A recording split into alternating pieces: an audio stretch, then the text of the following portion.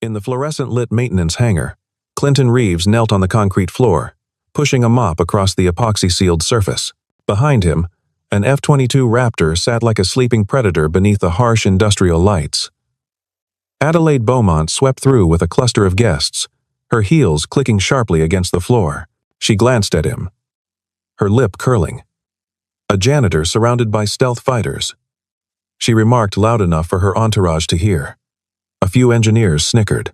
Then, without warning, a supervisor clutched his chest and collapsed. Clinton dropped his mop and rushed over, falling to his knees. His hands moved with practiced precision, checking the airway, delivering chest compressions, tilting the head back. As he worked, his sleeve tore, revealing a tattoo. An eagle wrapped around alphanumeric code. The entire hangar fell silent. The man they'd mocked was something else entirely. If a janitor had once protected the skies, what had forced him back down to earth? Beaumont Dynamics occupied a gleaming tower in Manhattan, its logo visible from 3 avenues. The defense contractor had recently signed a memorandum of understanding with Beaumont Ridge Air Force Base to upgrade their maintenance facilities. The deal meant Beaumont executives would have regular access to the military installation, where actual F-22 seconds underwent classified repairs and modifications. It was a billion-dollar opportunity wrapped in national security protocols. Across the city in Brooklyn, Clinton Reeves lived in a rent-controlled apartment that reflected his military background. Everything had its place. The bed was made with hospital corners. Emergency exits had been mentally cataloged within hours of moving in. On a small desk sat Sophie Reeves's homework alongside a paper F-22 she'd folded herself, following instructions her father had patiently demonstrated. Above it hung a kite they'd built together, its tail made from strips of parachute cord. Clinton had served in Falcon Unit, a designation that didn't appear in any public database. His team had conducted operations that never made the news, in valleys whose names were redacted from after-action reports. Then came Korangal, an explosion that killed everyone but him. He remembered dragging Elias Morgan across a rope bridge while mortar fire lit the darkness. He remembered the silence that followed, when his wife died 6 months later in circumstances that were never fully explained. Clinton made a choice. He left the only life he'd known and became a full-time father to 7-year-old Sophie. The janitorial position at Beaumont Ridge paid enough, asked few questions, and most importantly, kept him on solid ground. The tattoo was supposed to stay hidden. It wrapped around his left forearm an eagle in flight, talons gripping a string of characters that designated his old unit. F-117. Ghost. Falcon. The alphanumeric code was known to perhaps 200 people worldwide. Clinton wore long sleeves even in summer. Adelaide Beaumont had grown up in boardrooms. Her father, Gregory Beaumont, was the kind of man who measured affection in quarterly earnings. He'd raised her to be sharp, decisive, and above all, unemotional. Sentiment is a liability, he'd told her, when she cried at her mother's funeral. She was 12. Now 32, she ran the company's technology integration division with ruthless efficiency. She closed deals other executives couldn't touch. She fired underperformers without hesitation, and she had no patience for incompetence, especially from people she considered beneath her notice. The first time she really saw Clinton was when she didn't see him. Late one evening, reviewing security footage for a different matter, she noticed the janitor on the wrong floor. He seemed to be inspecting something near the fuel storage area. She made a note to reprimand him for wandering outside his assigned zones. The next day, she saw him again, this time examining a fire suppression panel. The day after that, he was near the server room, seemingly doing nothing at all. When she finally confronted him in the hallway, her voice was ice. "Are you aware you have designated work areas?" "Yes, ma'am." His eyes never left hers. Calm. Unnervingly calm. "Then why do I keep finding you in restricted sections? Checking the drip pans under the hydraulic lines. The overflow sensor on level 3 is intermittent. The seal on the emergency exit near the composite bay needs replacement." He said it the way someone might recite a grocery list. Adelaide felt her irritation spike. He was right, of course. Maintenance had logged those issues. But that wasn't his job. "Stick to mopping," she said, and walked away, feeling feeling strangely unsettled by the interaction. The incident that would define their relationship happened on a Tuesday. Adelaide was leading a tour for potential investors, highlighting the facility's state-of-the-art safety protocols.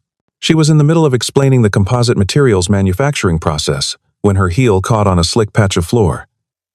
She stumbled, catching herself on a railing, but not before several guests gasped. Clinton's warning signs were visible, bright yellow placards indicating wet floor. But she'd been too focused on her presentation to notice them. Her embarrassment instantly transformed into anger. She turned on Clinton, who was adjusting the placement of the signs to be more visible. "This is unacceptable," she snapped. "Your negligence could have caused serious injury." He looked at her for a long moment. Several engineers had stopped to watch.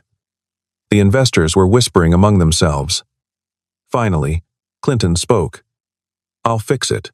He moved the signs to positions that met OSHA specifications exactly, his movements precise and unhurried. Then he returned to his work without another word.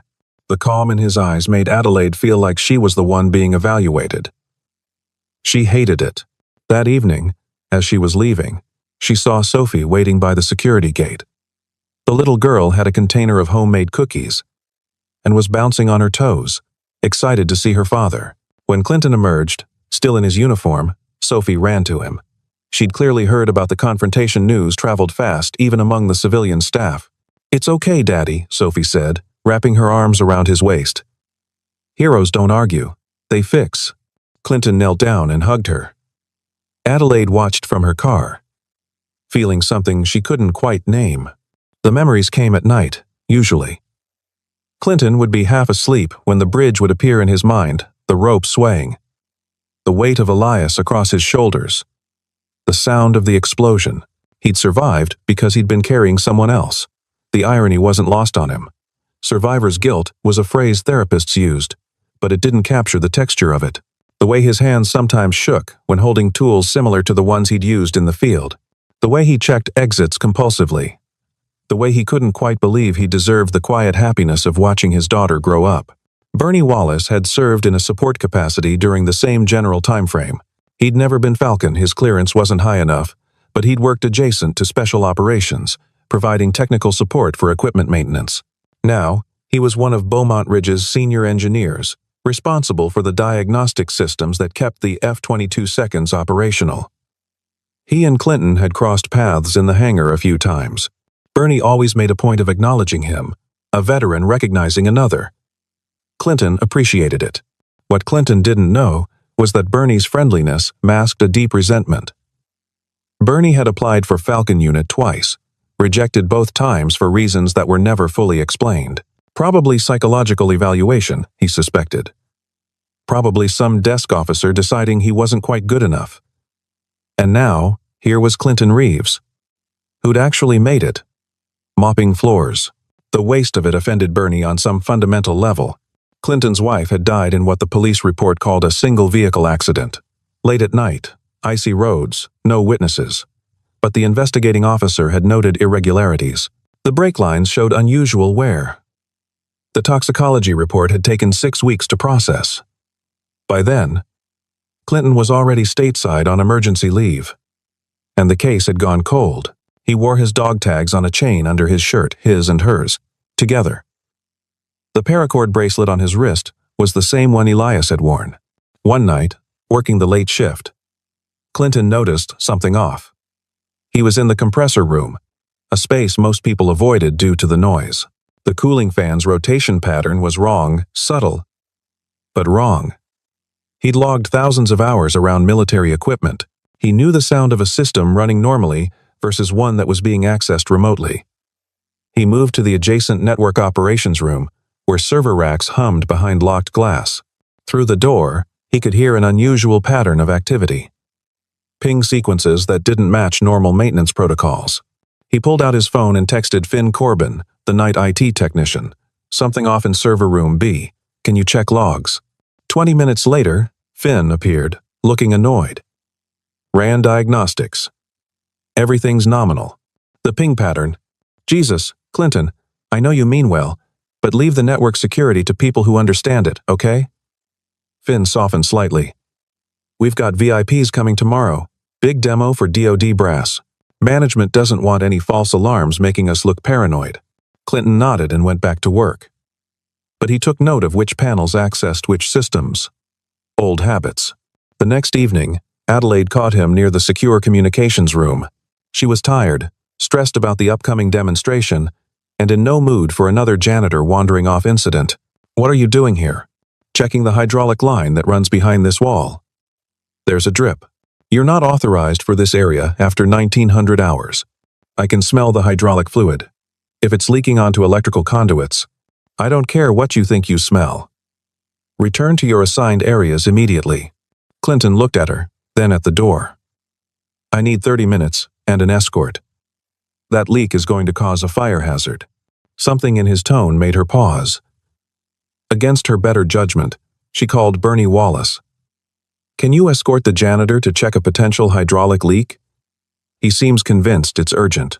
Bernie arrived with an expression that suggested he'd rather be anywhere else, but he swiped his badge and let them through. Clinton went directly to a panel, removed 6 screws with practiced efficiency, and revealed a slow drip of fluid that had been pooling near a junction box. Bernie's eyebrows rose. Okay. Yeah, that's not good. Clinton produced a collection tray from his cart, which apparently included more than just cleaning supplies, and positioned it to catch the leak. Maintenance will need to replace the gasket. Adelaide watched him work, feeling the first crack in her certainty that this man was simply a janitor. The demonstration was scheduled for 1,000 hours. Helen Wilford, a deputy undersecretary from the Department of Defense, would be touring the facility with a team of procurement officers. The Beaumont Ridge partnership depended on convincing them that the private-public collaboration could improve efficiency without compromising security. Adelaide had rehearsed her presentation a dozen times. At 9:45, the maintenance supervisor, a man named Marcus Hines, was standing near the F-22, explaining the diagnostic equipment to an early arriving guest. Clinton was mopping the same area, staying out of the way but close enough to respond if someone needed anything. Standard protocol for low-level staff during VIP events. Be invisible unless needed. Marcus was in the middle of a sentence when his face went gray. He grabbed his chest, made a small sound, and crumpled. For one frozen second, nobody moved. Then Clinton was there, dropping to his knees beside the fallen man. His hands moved with absolute certainty. Airway check. Breathing check. No pulse. He interlaced his fingers and began compressions, counting under his breath. After 30, he tilted Marcus's head, delivered 2 rescue breaths, then returned to compressions. Someone yelled for a medic. Someone else fumbled for a phone. Clinton ignored them all, focused entirely on the rhythm. 15 compressions in, Marcus's sleeve caught on Clinton's watch and tore. The fabric ripped from wrist to elbow, exposing the tattoo. Helen Wilford saw it first. She froze mid-step. Her eyes locked on the design. The eagle. The alphanumeric string. She knew exactly what she was looking at because she'd seen it in classified briefings.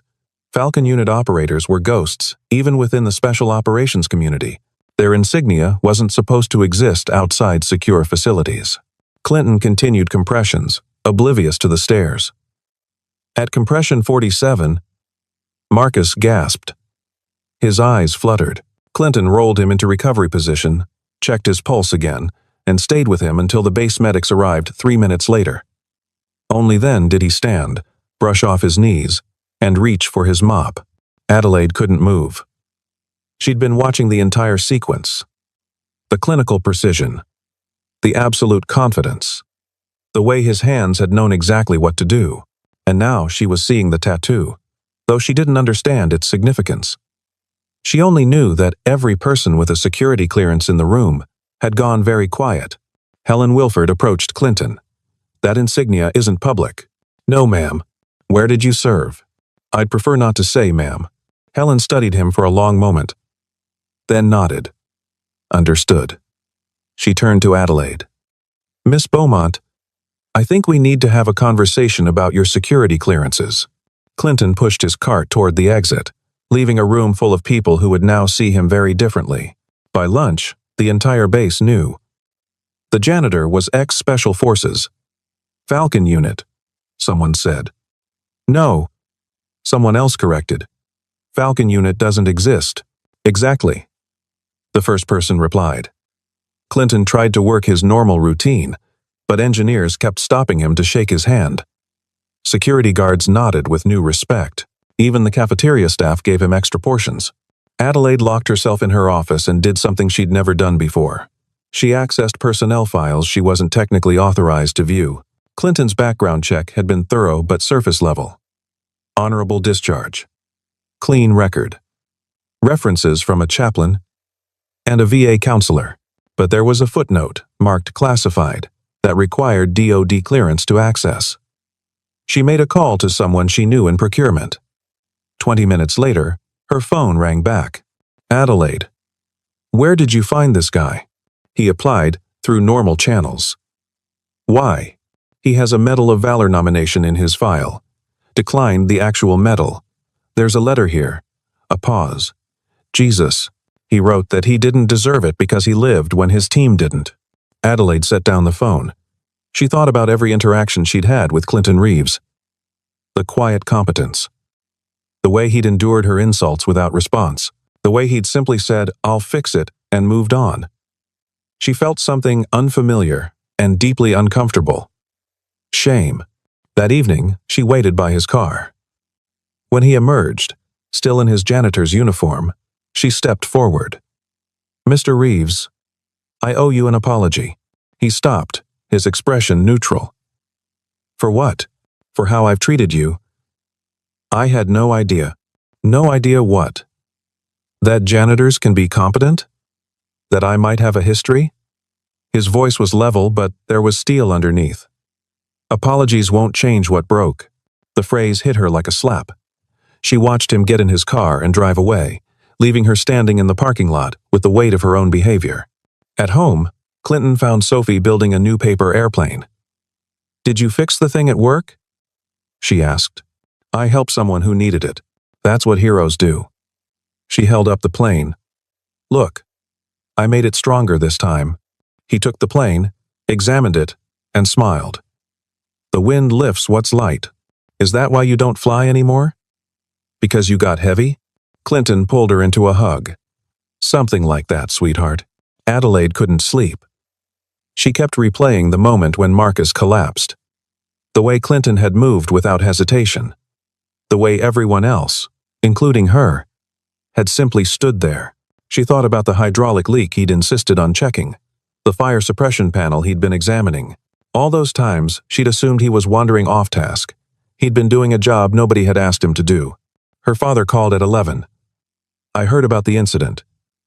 Is the contract secure?" "Yes." "Good. Don't let this janitor situation distract you. The man did his job. Move on. He saved someone's life. And we'll give him a bonus if HR requires it." Adelaide. Focus on what matters. For the first time in her life, she hung up on her father. The next morning, she found Clinton in the hangar before his shift started. He was checking the placement of spill containment equipment. "I need to talk to you." "I'm listening." "You were right about the hydraulic leak. You were right about the floor signs. You were probably right about the network anomaly you reported. I dismissed you because of your job title, and that was wrong." She took a breath. "I'm sorry. Not the corporate sorry. The real one." Clinton studied her face. "You mean it?" "I do." "Then thank you." He paused. "People see the uniform, whichever one you're wearing, and they make assumptions. I got used to that a long time ago. What made you leave?" She knew she was probably crossing a line. "The military, I mean. My daughter needed a father who came home at night. And I needed to stop seeing dead friends every time I closed my eyes." He said it simply, without drama. Sometimes the strongest thing you can do is walk away. Adelaide realized she was talking to someone who'd already fought the battles that terrified her. "I don't know how to be strong without being hard." Maybe that's something worth figuring out. They stood in the hangar, the F-22 silent behind them, and for the first time, Adelaide saw him as a person rather than a problem. At 1900 hours, when the day shift ended and the facility went to skeleton crew, Clinton noticed the network room door slightly ajar. He'd checked it himself 2 hours earlier. Locked. He pulled out his phone and called Finn. No answer. He tried Bernie. Voicemail. The red light started at 1917. Emergency protocols activated across the facility. The SCADA system that controlled the maintenance bay's automated equipment had been compromised. Diagnostic screens showed unauthorized access. Somewhere in the system, someone had control of equipment that could cause catastrophic damage or access classified data through the air-gapped network leap exploit that had been theorized but never proven in the field. Adelaide was in her office when the alarm sounded. She ran to the operations center, where Finn was frantically typing. "We're locked out. Someone deployed a ransomware variant that's rewriting access protocols faster than we can counter." Helen Wilford, who'd stayed late to review contracts, appeared in the doorway. "If this breaches the classified partition, the entire contract is void. Beaumont Dynamics will never work with DoD again." Adelaide felt panic rising. She had no training for this. She looked around the room, saw the helpless faces of her IT team, and made a decision. "Where's Clinton Reeves?" They found him in the hangar, securing equipment. Adelaide explained the situation, in short, clipped sentences. Clinton listened, then said, "I need access to the command shell." "You're not authorized," Helen interrupted. "What unit did you serve with?" "Falcon, ma'am. Specialized in electronic warfare and site security." Helen looked at Adelaide. "Give him access. Now." Clinton sat at the terminal, his fingers moving across the keyboard with practiced ease. He opened a protocol that Finn had never heard of, a Falcon retro handshake sequence that created a dummy response to probe the attacker's methods. Within 3 minutes, he'd isolated the command and control server location. It was inside the building. Someone on the base was running this. "Set up a response trap," Clinton said. "When they ping for confirmation, we feed back what looks like success. That gives us time to quarantine the actual data." Finn, watching over his shoulder, did as instructed. The system stabilized. The red lights went amber, then green. Clinton leaned back. "You'll want to check your engineering staff. Whoever did this had physical access to install a hardware bypass." Adelaide stared at him. "Who are you?" "Someone who still fixes things." With the immediate crisis handled, Clinton asked for the access logs from the past 72 hours. He cross-referenced physical badge swipes with network activity. One name appeared at unusual times. Bernie Wallace. Clinton felt something cold settle in his chest. He knew Bernie. Liked him. They talked about the old days. He pulled Adelaide aside. "I need to check something. Don't evacuate yet, but have security standing by." "What are you thinking? That we might have a bigger problem than a cyber attack?" Clinton went to Bernie's workstation. In the drawer, half hidden under technical manuals, he found a USB drive marked with Chinese characters and a burner phone. He called Helen Wilford. "Ma'am, you'll want to see this." Bernie was in the lower maintenance level, supposedly running diagnostics. When security found him, he was erasing files from a laptop that wasn't company-issued. The evidence was overwhelming. Bernie had been selling access to the Falcon retro handshake protocol, the same one Clinton had just used to save the system to a foreign intelligence broker. But that wasn't all. In the technical bay, a bomb squad discovered an incendiary device hidden in a ventilation shaft. Timer set for 2200 hours. The device was designed to look like an electrical fire, destroying evidence of the data breach while causing casualties that would shut down the facility. Clinton looked at the device, then at the timer. 58 minutes. Everyone needs to evacuate. Now, Adelaide organized the evacuation with surprising efficiency. The ICS-100 protocol she'd memorized for certification but never used clicked into place. Zones cleared in order. Sophie, who'd been waiting in the visitor center, was taken to safety by Helen Wilford personally. When the last person was out, Clinton turned back toward the building. Adelaide grabbed his arm. "What are you doing?" "That device is surrounded by hydraulic fluid and jet fuel residue. If it goes off, it'll take out half the hangar and probably breach the fuel depot. The explosion will be massive. The bomb squad is 40 minutes away. We have 20 minutes. He pulled free gently. This is what I know how to do. He ran back inside. Adelaide followed. I'm not leaving you. They reached the device together. Clinton examined it with a focused calm that seemed inhuman. The mechanism was sophisticated military grade. Multiple redundancies. He pulled out the paracord bracelet from his wrist and unwound it. 15 feet of tensile cord that could hold 500 pounds. He used it to carefully tension the pressure plate while he worked on the wiring with a multi-tool. Talk to me, Adelaide said, her voice crackling over the radio. She'd stayed at the door, ready to warn him if something changed. 15 minutes left. I'm bypassing the motion sensor. Clinton? Yeah? If you die, Sophie loses her father. If I don't try, 40 people working late lose their lives. His hands were steady. We fix what breaks. The timer hit 3 minutes. Clinton cut the ground wire, isolating the circuit. 2 minutes. He used the paracord to pull the detonator housing away from the explosive compound, creating a physical gap. 1 minute. He closed his eyes, seeing Elias on that bridge, seeing his team. 30 seconds. His hands didn't shake. He pulled the final wire. Click. The timer stopped at 7 seconds. Clinton sat back, his breath finally coming in gasps. Adelaide ran to him, and for a moment they just looked at each other. Then he stood up. Let's go. Bomb squad can finish. Bernie was arrested within the hour. Helen Wilford's team extracted a full confession. He'd been recruited 2 years earlier by a foreign intelligence operative who'd known exactly which buttons to push. Bernie's resentment about being rejected from Falcon Unit had made him vulnerable.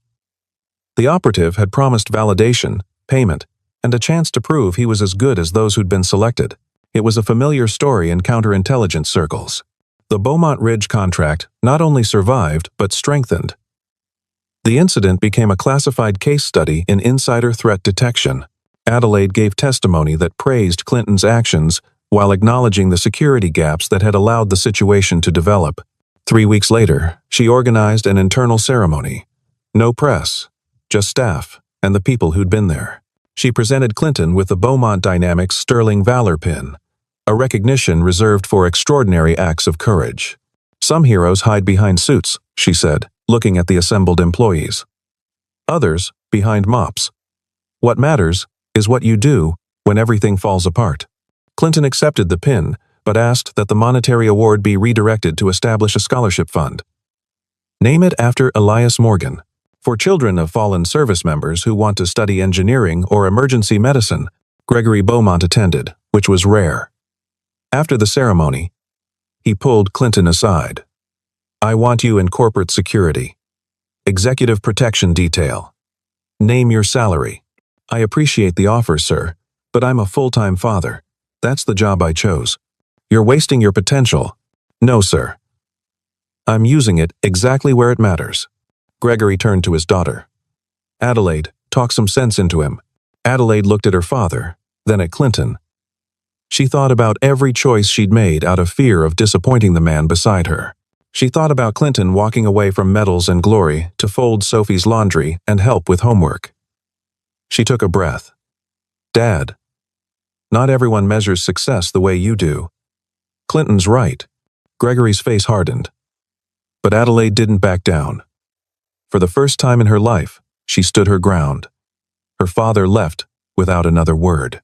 Clinton gave her a small nod that meant more than any speech. 6 months passed. Clinton used his portion of the crisis response bonus to lease a small garage in Brooklyn. He called it Falcon Fix, a community workshop where veterans could learn mechanical skills, safety protocols, and practical engineering. Sophie managed the Kite Corner, where younger kids came to build and fly their own designs. The walls were decorated with paper airplanes and photos of the team members. Adelaide visited every week. Sometimes she taught a class on business skills and conflict resolution. Other times she just helped with inventory or cleaned workbenches. She was learning that leadership didn't mean being the hardest person in the room. It meant knowing when to be soft. One evening, as they were closing up, Sophie asked Adelaide, "Why do you like coming here?" "Because your dad reminded me that fixing things is more important than looking perfect. He's good at fixing. He really is. On the workshop's opening day, Clinton gave a short speech to the first class of veterans. You're here because something broke. Maybe it was you. Maybe it was the system. Maybe it was just bad luck. But here's what I learned. What's broken can be mended if you're willing to do the work. And sometimes, the strongest thing you can do is ask for help. Adelaide stood in the back, watching. She'd changed in ways her father didn't approve of. She smiled more. She listened more. She'd fired 2 executives for toxic behavior and promoted 3 junior employees based purely on merit. Her numbers were still excellent. But now people actually wanted to work with her. After class, she and Clinton stood on the workshop's small roof, helping Sophie fly a new kite design. The Brooklyn skyline glowed in the distance. The wind was perfect, steady, and strong. Thank you, Adelaide said quietly. For what? For not letting me stay broken. Clinton smiled. You fixed yourself. I just held the door open. Sophie's kite soared higher, its tail streaming behind it. The tattoo on Clinton's arm was visible now, no longer hidden under long sleeves. He'd stopped being ashamed of what he'd survived. The eagle and the alphanumeric code were part of his story, but they didn't define it anymore. The wind lifts what's light, Sophie called out, quoting her own wisdom back to them. Adelaide reached out and took Clinton's hand. Not a romantic gesture, not yet, but a recognition. 2 people who'd been carrying too much, learning to let go. Clinton thought about Marcus, alive and well, back at work. About Bernie, who would serve 15 years, but had finally admitted he needed help. About Sophie, growing up with a father who chose her every single day. About Adelaide, who'd learned that strength and kindness weren't opposites. In the distance, an aircraft passed overhead, its lights blinking against the darkening sky. Clinton watched it without the old ache. He'd made his peace with the ground. They stood together as the sun set. 3 people who'd learned that courage wasn't about being fearless. It was about showing up anyway. About fixing what broke, even when it seemed impossible. About choosing connection over perfection. The kite danced in the wind, rising and falling with Sophie's expert handling. Clinton adjusted the string tension, teaching her the subtle art of reading the air currents. Adelaide watched, learning alongside Sophie, grateful for the chance to start over. In the months that followed, Falcon Fix would help 63 veterans transition to civilian work. Adelaide would finally move out of her father's shadow, though they'd eventually reconcile. Clinton would continue working as a janitor at Beaumont Ridge, but now everyone knew his name, and Sophie would grow up understanding that heroes weren't people who never fell. They were people who got up, grabbed their tools, and got back to work. The tattoo wasn't a secret anymore. It was a reminder, not of what he'd lost, but of what he'd chosen to keep. The capacity to help, the willingness to act, the knowledge that what seemed broken could be mended with patience, skill, and care. As the last light faded from the sky, Clinton wrapped his arms around Sophie and pulled Adelaide close. 3 people building something new from the pieces of what came before. Not perfect, but healing. And that was enough.